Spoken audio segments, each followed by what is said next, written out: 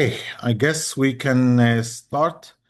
So we're here for with a special update from Givat Haviva, a special update that will relate to both a study that we did at Givat Haviva. We've been doing it for the last actually 4 years. It examines major trends in Jewish-Arab relations. And we've been doing this in partnership with the Midgam Research Center. And we're going to start actually with digging into the information with about, I think, 10 or 11 slides, the diagrams that indicate the major areas which we are researching. Then Michal is going to update us on the conference, Givat Haviva conference, which was held just about 10 days ago. Then we will see a short video about this conference. Unfortunately, it's going to be in Hebrew and Arabic, but it's only 4 minutes. So at least to give you some kind of an impression of what was at the conference, but the content will be scanned through Michal's presentation. I will talk afterwards about the Friends Association's conference. Some of you have attended the program. So I'll just give you a quick update. Maybe some of the attendees of our conference might want to join. Then we'll try to together understand some of the data that you'll be exposed to. Some of it, I would say, is troubling. Some of it has a lot of warning signs to us. Some of it we relate to as actually a work plan that we should be considering. But Michal, you want to say welcome before Adi starts, and then Adi will take over. Sure. So first of all, thank you all for joining us. It's really good to see you all. I think we're both of us, Muhammad and I, were very excited about this meeting because the conference was a big deal for us. It was a huge event. We'll talk about it a bit later. And also the survey is very important for us to understand what we're dealing with. And that's why we're so grateful to have Adi here to share it with us. So thank you so much, Adi. Wonderful. Thank you, Michal. Adi, you're on. Let me know when you want me to move Okay, every slide. Here's your first one. okay.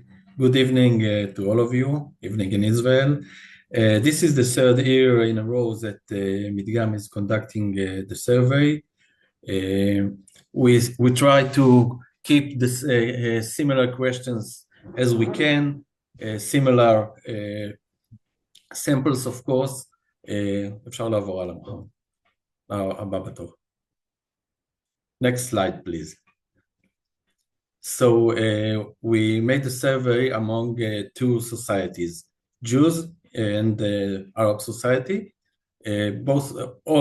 Each one we made a big sample that we can analyze in separate, and we can see the results separately between the two societies. We can see the differences that there are quite a lot. In the first slide, unusually, we can see that both societies are think alike.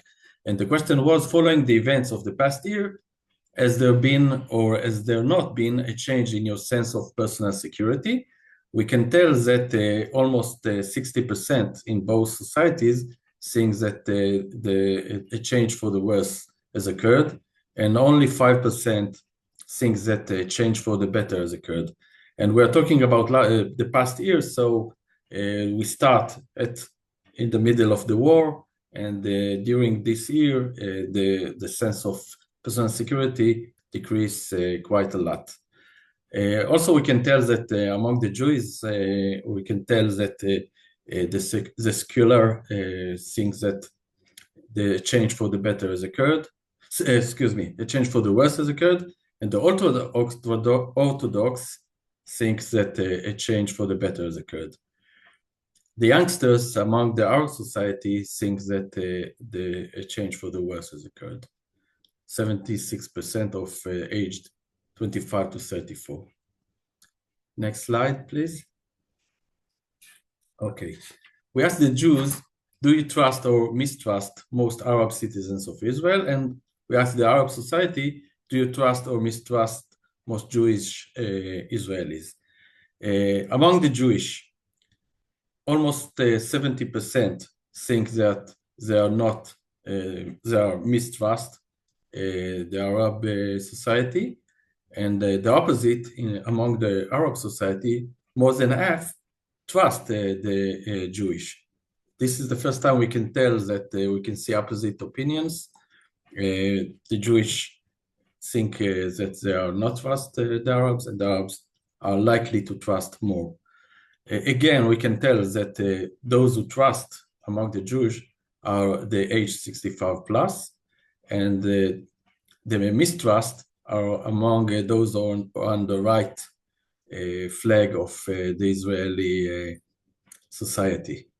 Those who are voting for right of the Israeli map.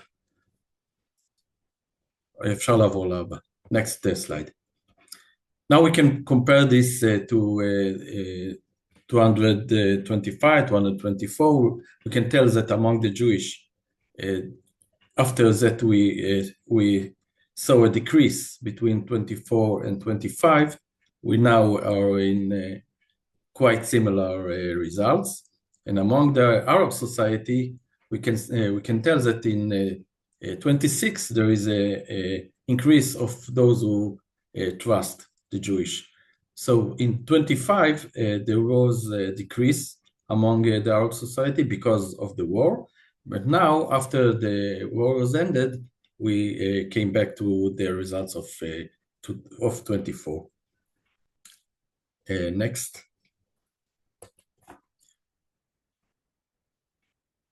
Comparison to previous surveys. Following the events of the past year, in 224, we asked about October 7.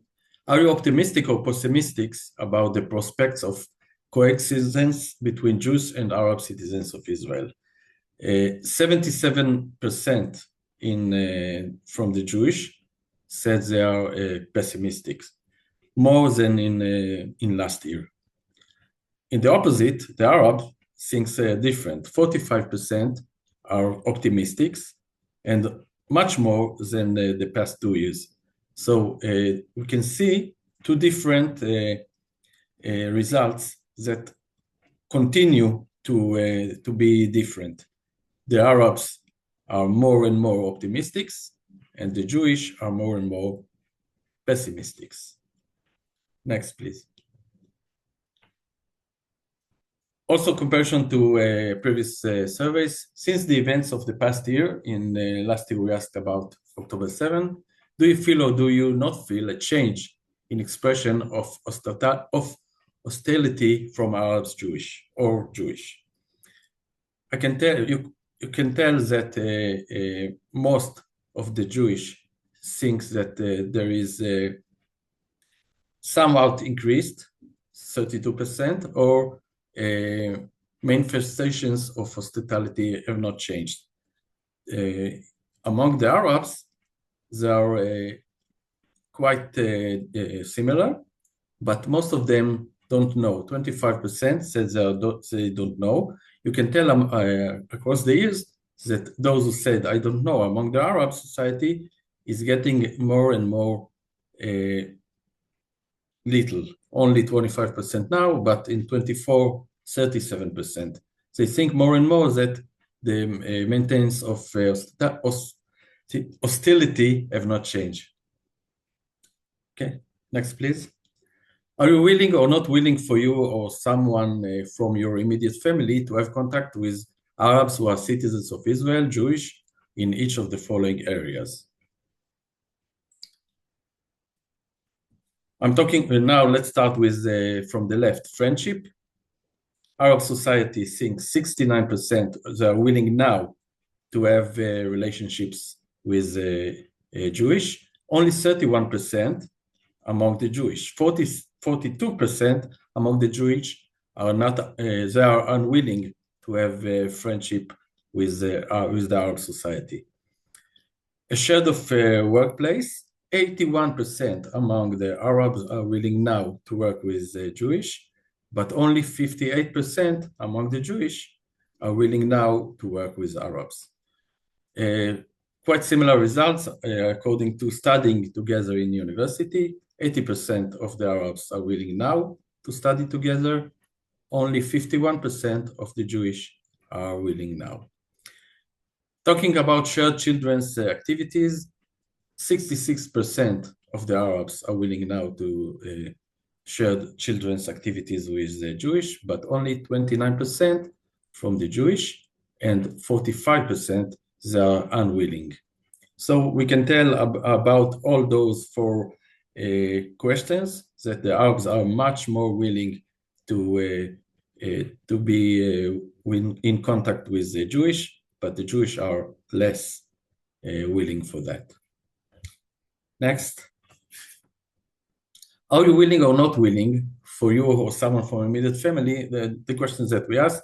Now we can tell about a comparison to previous years. So among the Jewish, we can say that a shared workplace and studying together, we have an increase of the amount of those who are willing to have contact with the Arabs. So this is the positive part of this slide. Among the Arabs, you can tell that in all four questions, the Arabs are now much more willing to have contacts with the Jewish compared to the previous years. You can see the arrows in the right side for the Arabs and also two arrows for the Jewish. Next slide. Now we asked only Jewish. Are you willing or not willing for you or someone from your immediate family to have contact with Arabs who are citizens of Israel? And this is by ideology. This is quite clear that those on the left, they are much more willing to be in contact with Arabs, or in friendship, in shared workplace, studying together and shared children's activities. And those on the right are much less willing to do it, and those on the center are on the center. You can see the differences quite clear. Next. Do you support or oppose the participation of an Arab political party in the governing coalition? Among the Jewish, we are talking about 25-26% now that are willing for that. We can say that it's quite steady along the years. And in the Arab society, we are now talking about 70% that support that the Arab political party will be in the government, much more than in the previous 2 years. So the opposed among the Jewish are quite steady, but the Arab society are now much more willing to participate in the coalition. Next slide, please.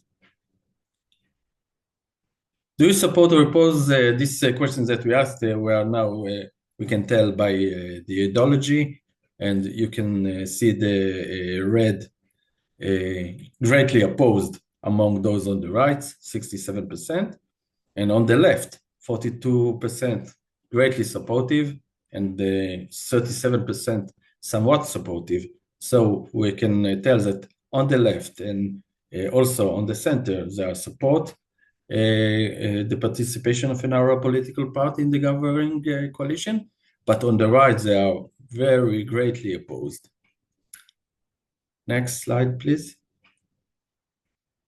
Okay, this is the summary. I won't read it now. You'll have it later and you can read it by yourself. I think this is the end. Oh, Kadima. Okay, so actually, these are the slides we wanted to show you. What we will be doing is we'll be sending you the summary which includes actually more data that we didn't present more than this, or that we researched more. But you can find specifically that in the labor market and academia, the Jewish and the Arab communities are very much willing to work together. 58% of the Jews and 81% of the Arab citizens are willing to work together in shared places. That's a very meaningful matter. In the level of personal friendships, as Adi said, we're witnessing extremely higher willingness among Arab citizens than in the Jewish community. In the third area, which is a matter of pessimism towards shared society, we see also that the Arab community is more optimistic than the Jewish community, but in the level of trust, we see that the Israeli Jewish community is in somewhere in a waiting area. They have not changed perspectives. They're still at 26%, as Adi said, in comparison to 25% before. The Arab community is healing much faster. I'm using the term healing as much faster from the traumas or damage that was created to Jewish-Arab relations during the last 2.5 years of the war. This is and the level on issues of partnership. I mean, Michal and I will be discussing with you what we take out of it. You will be getting all of this information at the end of today. But the focus, I mean, what we're going to be working on is what we call the yellow areas. I mean, that's the potential of the work of Givat Haviva.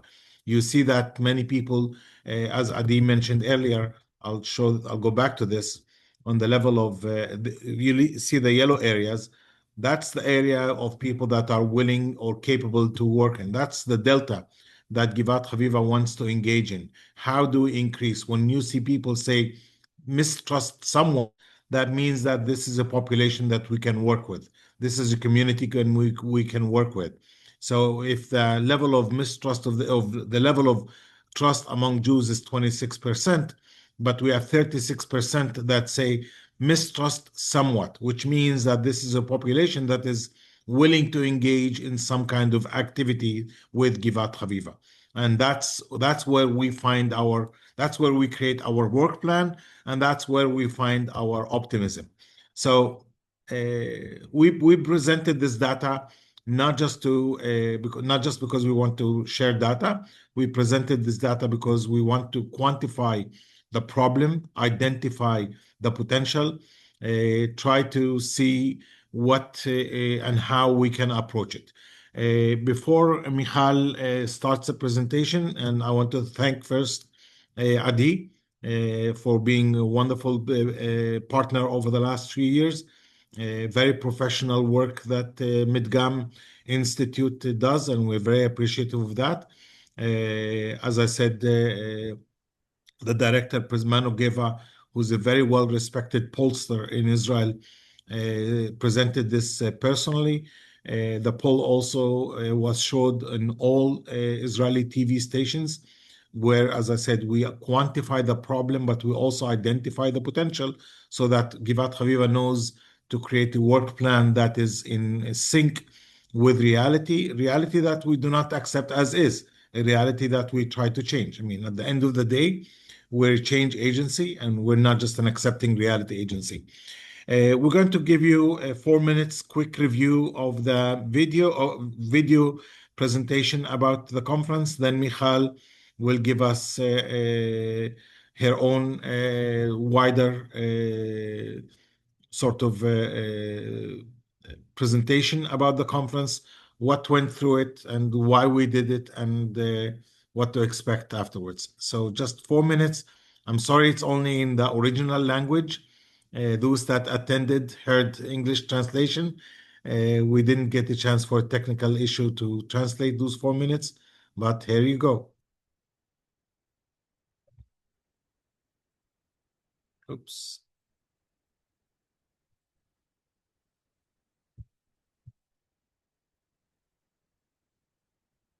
Sorry.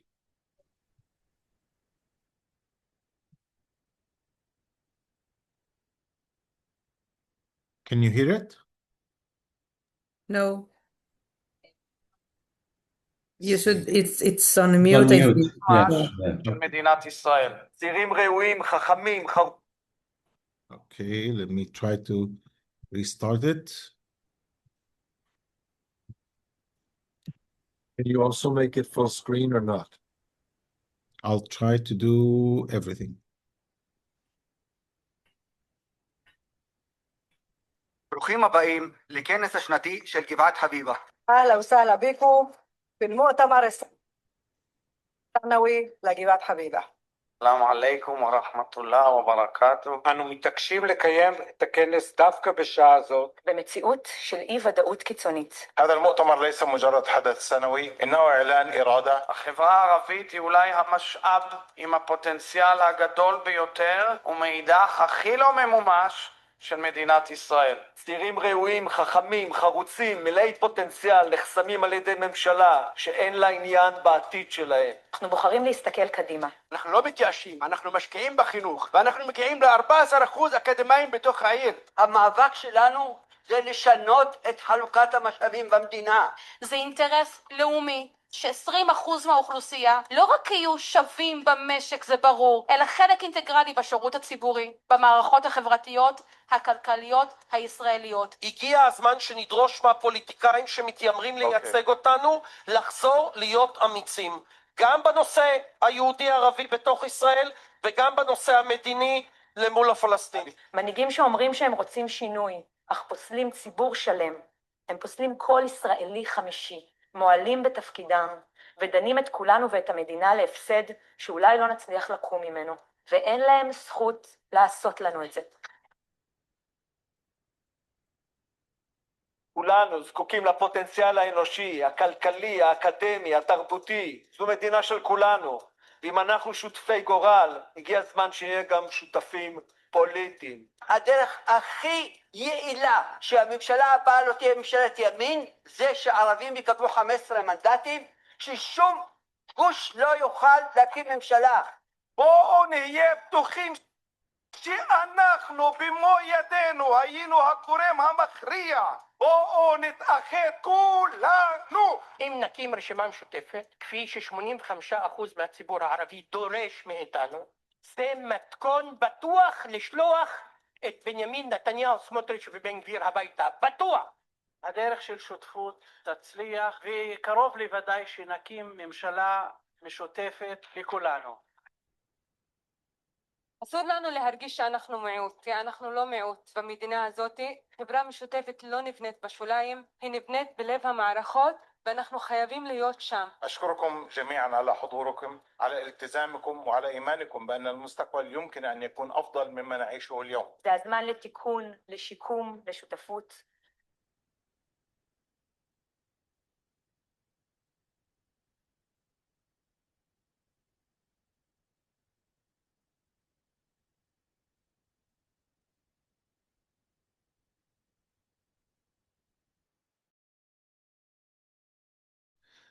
Thank you very much for your patience with the language issues for those that didn't understand it, but I hope that gave you an impression. Now Michal is going to tell you what really happened there. So Michal, off to you. Okay, thank you, Mohammed. So I think there are a few important achievements with this conference that we're very proud of. First of all, the conference was held at Givat Haviva on our campus. After 2 years, it was that we did it in Center Tel Aviv, and it was very important for us, but it was also a risk. So it was important for us, first of all, to, make Givat Haviva more significant, because we are also a geographical or geographic space or place and want people to come and see our campus. But also, we know that our audience, so like heads of education departments around Givat Haviva and educators, and people who really take part in Givat Haviva activities, a lot of them are around, like live around Givat Haviva, let's say an hour drive from Givat Haviva. And also we noticed that when we do the conference in Center Tel Aviv, it's very beautiful and very formal, but usually the Arab society will not come to these kind of conferences. And it was very important for us that the audience will be mixed and that all of the people that are engaged with Givat Haviva's activities will be part of the conference. So we did it in Givat Haviva. And it is a risk, especially in January, because you know that I saw that some of you are, calling from like very snowy parts of the US, but you know that Israelis are very much afraid of the rain, right? So it's very risky to have a conference in January because we're afraid of the rain. And if it's rainy, people will just, we just don't leave the house when it's raining, as you know. So we were lucky. It was a sunny day, and Canada, sorry, Barbara, and Canada too, which is very cold as well.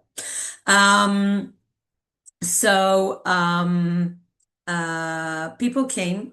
We had almost 500 people at the conference, and we only have 350 seats in our hall. So it was very crowded in a good way, and also the crowd was mixed. So Jews and Arabs came to the conference. That's the first thing.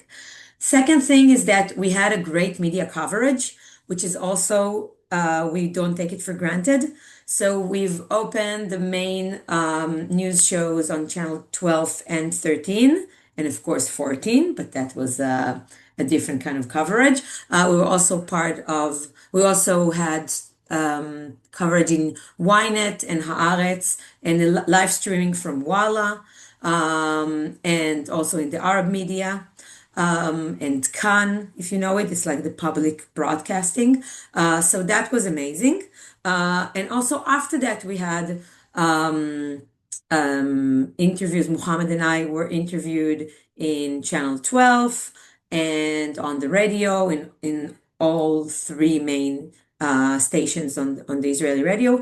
So it was very, very good. And I think that the reason is that it's the only conference in Israel talking about shared society. And this year it was very, very political because we're going to have elections this year. And the main topic that everyone are talking about is the topic of political partnership with the Arab parties. On one hand, also we saw it at the survey. Maybe we can talk about it a bit later in the conclusion. But on one hand, the only way that the non-extreme right parties can form a new coalition without Likud and Ben Gvir and Smotrich is to have a political partnership with the Arab parties, like we had in the last government, what we call the change government. But most of the center and center-right parties say that they will never they will never sit in a coalition with the Arab parties. So in a way, they're kind of contradicting their own interests. And first of all, we showed in the survey that their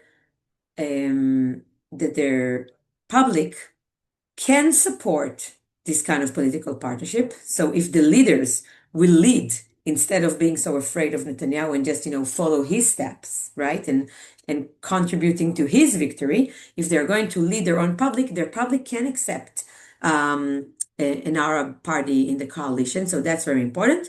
And we also brought Yair Golan from the Democrats and all three leaders of the main Arab parties, Ahmed Tibi, Mansour Abbas, and Ayman Odeh, to talk at the conference. Believe me, we also invited and really, really pushed the heads of the center parties, Eisenkot, Lapid, and Gantz, to come and speak. All of them spoke in former, except Eisenkot, actually. They talked in former conferences that we had, but this time they were unwilling to come. I think it was very important that President Herzog came and talked. It was all over the media. And it was very important, although maybe some of you will think his political character is very complicated right now. He's still the most important person in the political sphere in Israel, and he chose to come and speak about partnership and equality and democratic value, and also to speak to the Arab public in Israel, which was which was very important for us, and we were very thankful. We heard, I think Mohammed will talk about it as well. We heard a lot of positive responses, first of all, from the field of shared society organizations, but also from all of our partners in all, like in the Ministry of Education, in schools around us, heads of municipalities around us. So in that sense, I think it's also a way to position Givat Haviva yet again as the largest and most important shared society organization. That's it, and we're already looking forward to the next conference next year. Okay, I looked at the comments that some of you have left and some of the questions. There are a couple of questions for Adi. Adi, people were asking about the sample and how it was selected and how representative. Can you do that very quickly? Yeah, I'm just looking for the numbers and I will tell you. Just a second. Meanwhile, many people were talking about the snow Yeah, in no, I all found it. kinds of wonderful places. We made the survey combining by internet. We are using iPanel. This is the biggest Israeli internet panel. And also we use our phone interviewees, and we asked 422 Jewish and 280 from the Arab society. We made it in the first part of December, and the results are showed in the conference. As I tell in my review, we analyze the data separately, like two different samples. We don't use what we call total sample because this is not a sample that represent the Israeli society. It represents the Jewish alone and the Arabs alone. Okay, more questions?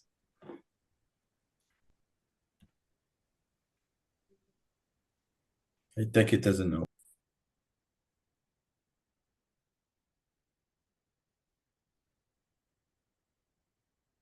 Mohammad, I'm mute. Sorry, there were many people that were asking to get the survey. We will be sending it to you after we finish the meeting today. There's a question from Miriam Ebsworth. Where in the data are practicing religious progressive Jews represented? Are we considered secular? So practicing religious progressive Jews. The sample is part of secular? No, the sample is representing all the society. Yeah, but the specific group, which is called religious progressive Jews, are they part of the secular or the religious? Religious, I don't know. It's the question in the survey. Everyone is saying about himself what he is: secular, religious, traditional. It's like people in Ra'anana. Yeah, everyone needs to find itself in the four levels of. Okay. So it's self-definition. Self-definition, yeah. Okay. Sheldon Stone is asking, how did you select the individuals? We selected randomly according to in the panels. There are panel members. We are filling the demographics quotas, gender, age, religious, and the same at the Arab society. We are separately sampled the Muslims, Christians, and Druze, and also age group, and also gender. And this is like we are doing in every survey. We need to fill the quotas of all the demographics until we are finished, and we have a representative sample. So two more quick questions, Adi. One is from Deborah Kalmus. How are you responding to what is going on in the West Bank? That seems to me to be a problem that requires an immediate response by all levels of civil society. I'm not sure this question we can answer because we did not touch on that. Yeah. Barbara Landau says the survey process should be part of the summary. Well, this is, we're not here for just present, Barbara, trust us, there is all the data. We can send it to you afterwards. Larry is asking, why is there more confidence from the Arab respondents on the ability to live together? You want to respond about this, Adi? Or why they are? I think you know that better than me. Okay, so I'll take that. Actually, this is not specific or unique to Arab citizens only. In all minority-majority relations issues, you see more interest among the minority groups to engage and interact and integrate with the majority population. There's more dependency of the minority on the majority, and that's why they stretch the hands first. And that's why, what I called healing capacity or healing interest, because they're very dependent on their relationship with the majority group, dependent on issues such as personal safety and security, employment, study areas, government budgets.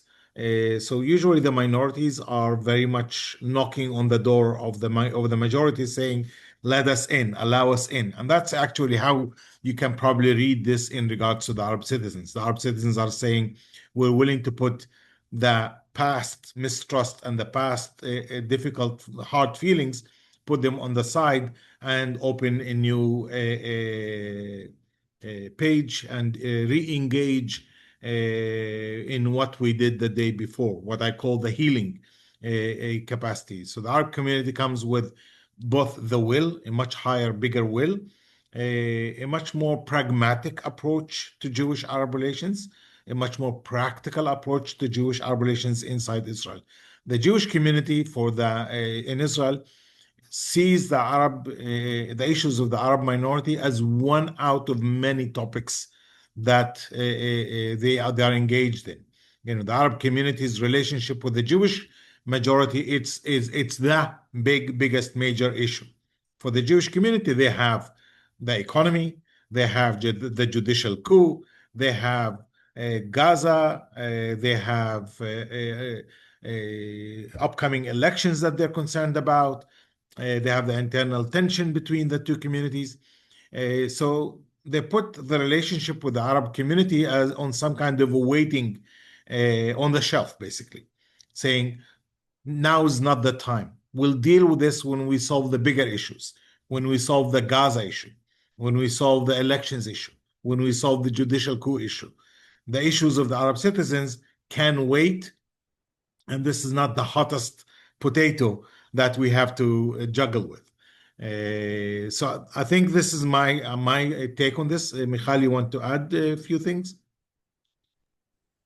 Yeah, I think that also I want to add something about why the Jewish society have is demonstrating, let's say, what Muhammad is calling a slower path to recovery or a slower recovery. And I think that first of all, a lot of the Jewish leaders are not really, showing us the path to recovery.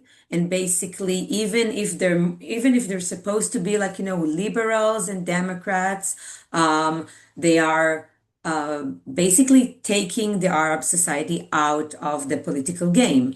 And taking the Arab society out of the political game is basically doing like delegitimation. Help me, Muhammad, with the word. Delegitimization. Thank you. Of the whole Arab society, right? And it affects us.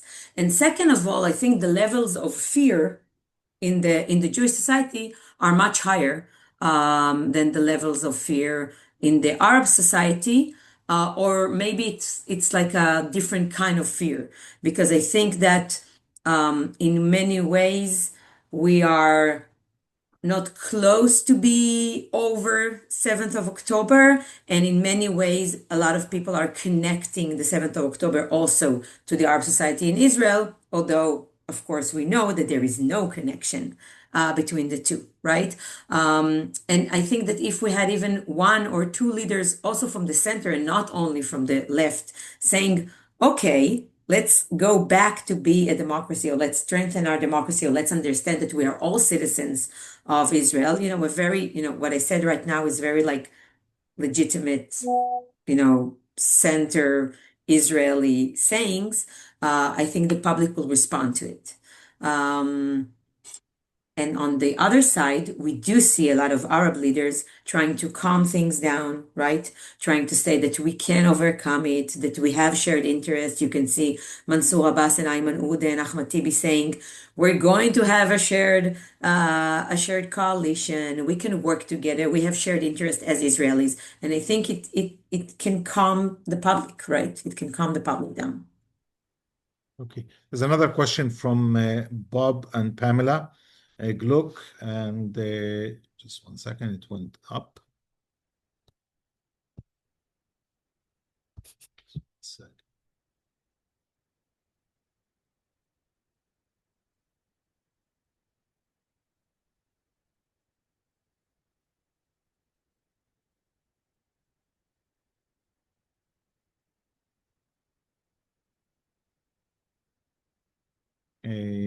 Bob and Pamela, do you want to ask the question? I'm not sure I'm finding it.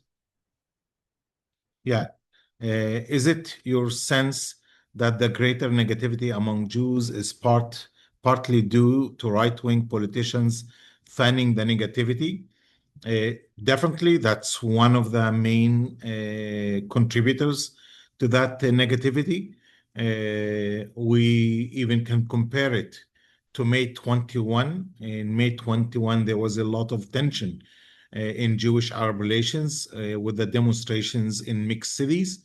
But the political reality was that immediately afterwards, there was the Change Coalition with the Bennett-Lapid government that was fanning positivity. It was trying to induce a positive messaging in Jewish-Arab relations, implementing positive policies, whether it is in policing, in budgeting, in education, in supporting organizations like Givat Haviva to bring Jewish and Arab youth together, Jewish and Arab mayors together, Jewish and Arab women together. They integrated an Arab political party in their coalition. So the public political environment, the political ecosystem in Israel was a positive ecosystem. And we were post-elections, which actually gave time to quickly heal Jewish-Arab relations with the positive leadership in place. We are in the exact opposite dynamics today.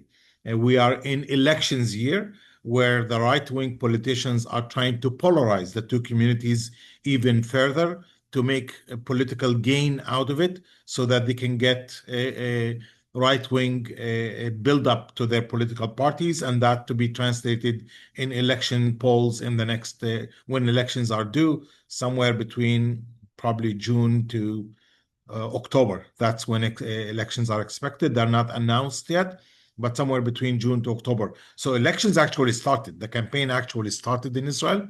And you see it from the extreme right wing, which are trying to capitalize on the tension that was accumulated over the last 2 years in Jewish-Arab relations. And instead of being the solution to the problem, they're becoming part of the problem. That's one. Second, there is a real situation of that we've gone through the longest a war that Israel has endured, almost 2.5 years, which poisoned Jewish-Arab relations for a long period of time. I mentioned May 21. That was an episode which lasted for about a week or 10 days. So healing from it was very quick. If we go back to October 2000, that was also an episode of about 10 days.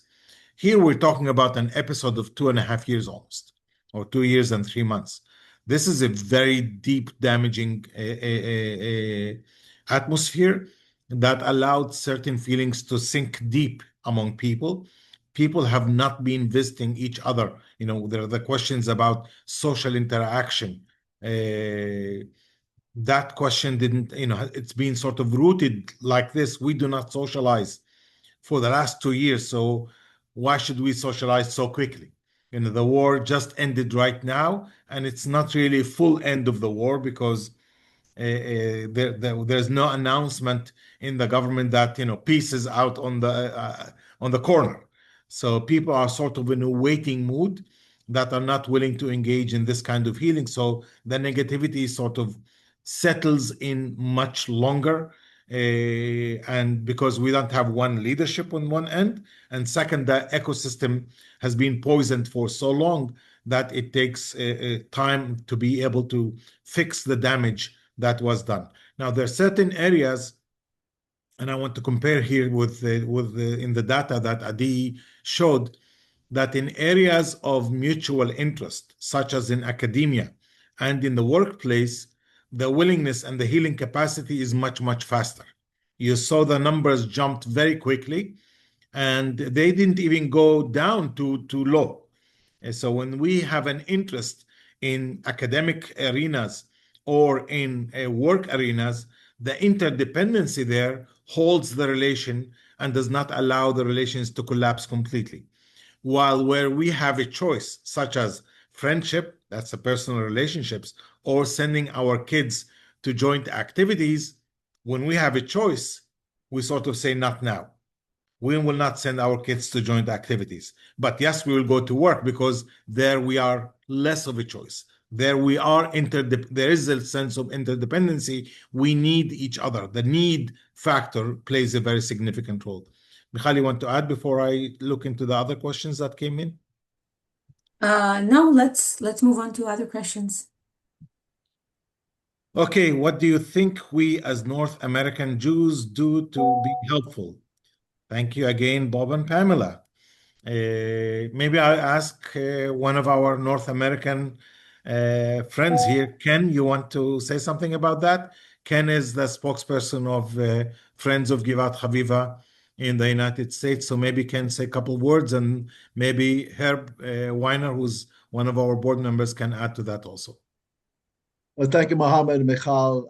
Not only am I handling media relations for Friends Givat Haviva, I had the pleasure of attending the conference. And it was, as well as the Friends of Givat Haviva conference, the day after the Shared Society conference. And I must tell you, if you have a chance to go to Israel, do it. It was very enlightening and energizing to be in Israel at this time. So look, we're gathering this material from the conference. I can give you, we're putting out a monthly newsletter from Friends of Givat Haviva. We're working now on a January newsletter. It will be out before the end of the month because the whole newsletter will be devoted to the conference and our experience there. It will also include Michal Mohammed's speeches, President Herzog's incredible speech in full that's been translated into English, and the survey that you just got a taste of. And we want you to share all this with your friends, with your communities. We want to be able to use Friends of Givat Haviva to get the word out, to raise more awareness among American Jews. And our European friends will do so in your European countries about the value and the impact of Givat Haviva, especially this year, as Michal and Mohammed have pointed out. We're in an election year in Israel, and it's a particularly challenging moment. And that's what we're going to do. So I would add that I think that the primary thing that we in outside of Israel can do is focus on providing the wherewithal to enable Givat Haviva to scale. So resources is the game. The scale that's happened over the last 10 or 15 years is amazing. If that could be doubled or tripled, there'd be many, many more young people that could be exposed to what could be if we had a shared society.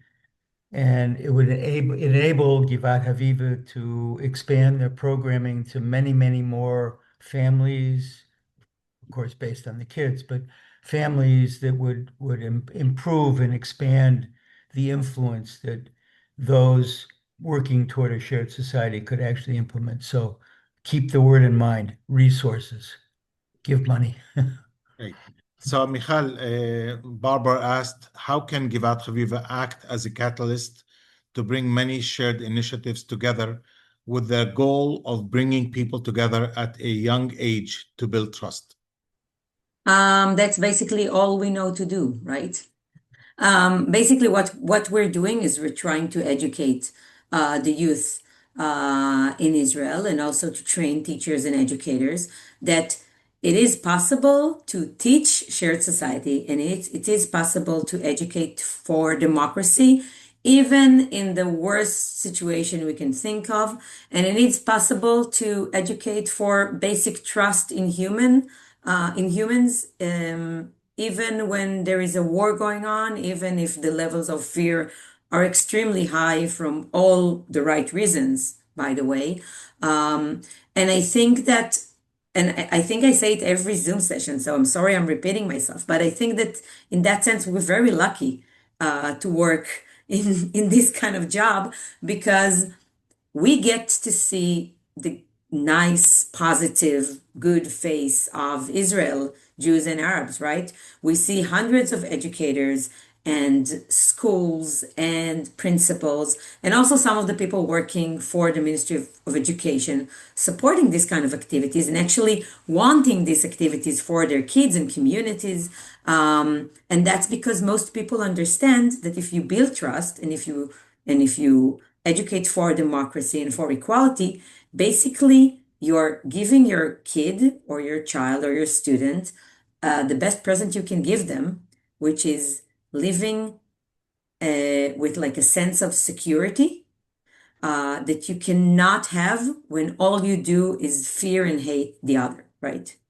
And in that sense, I think we are contributing to the security of Israel, to the sense of security of our kids, and also to their ability to imagine a different future and also to create one day. That's basically all we do, Barbara. Like we don't really know how to do anything else. Great. So I will tell you in a couple of minutes about our Friends Associations conference that we held also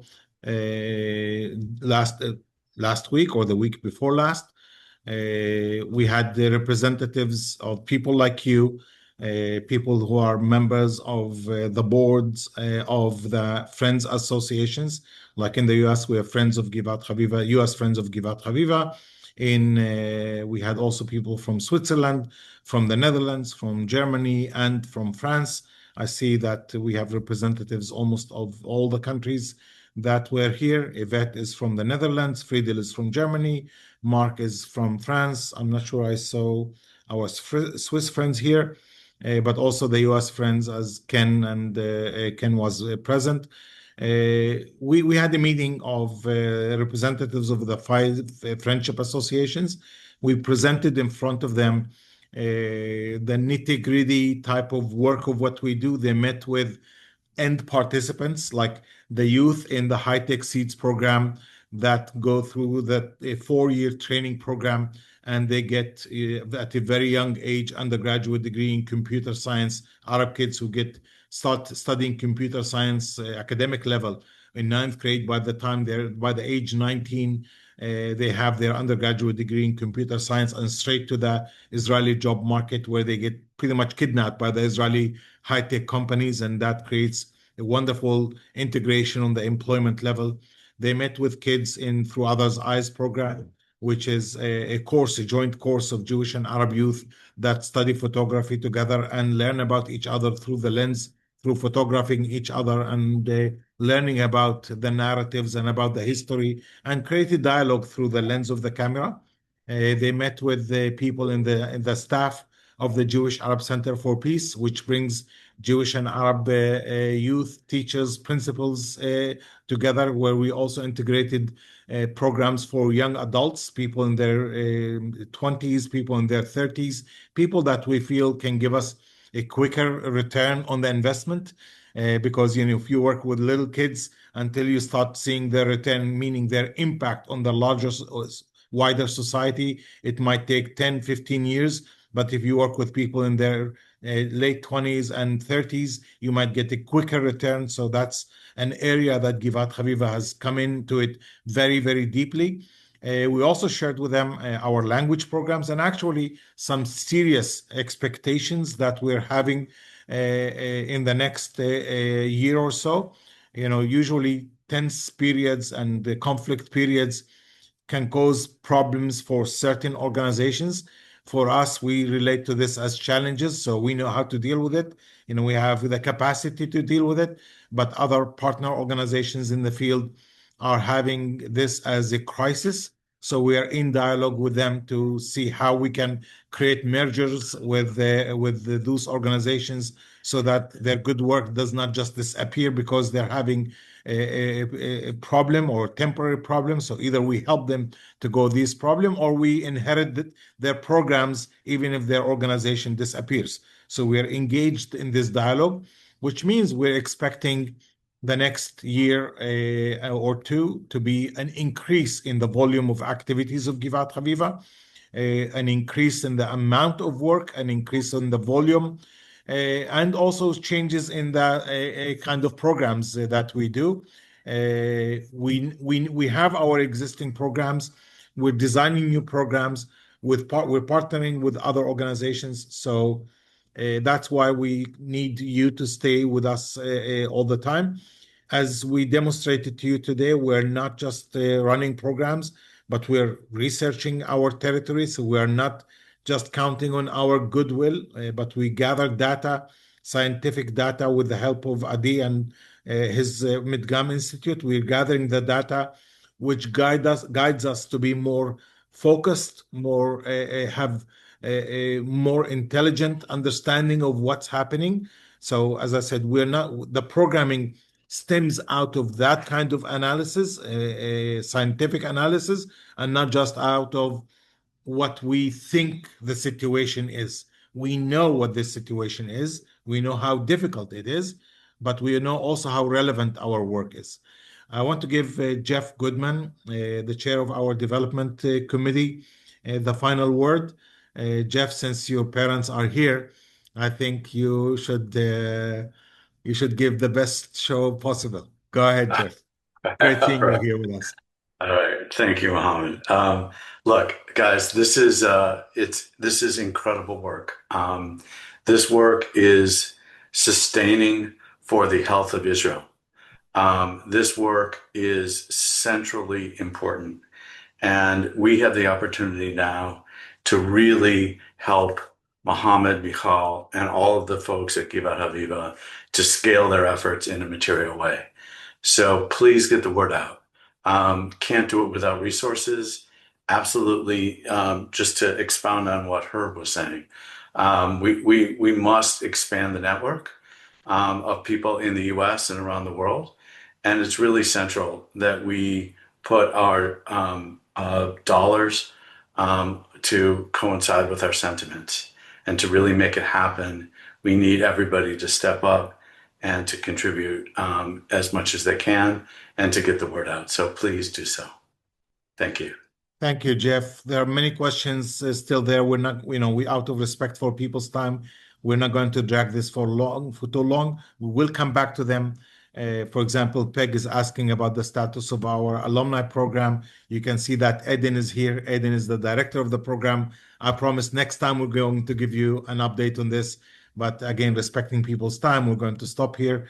Thank you very much for joining us. Appreciate this a lot. And we will be sending you, Sadie will follow through with everyone that provided their email. You'll see the presentation that we shared with you. Thank you and goodbye. Thank you so Thanks, much. everyone. Bye, everyone. Thank you. Bye.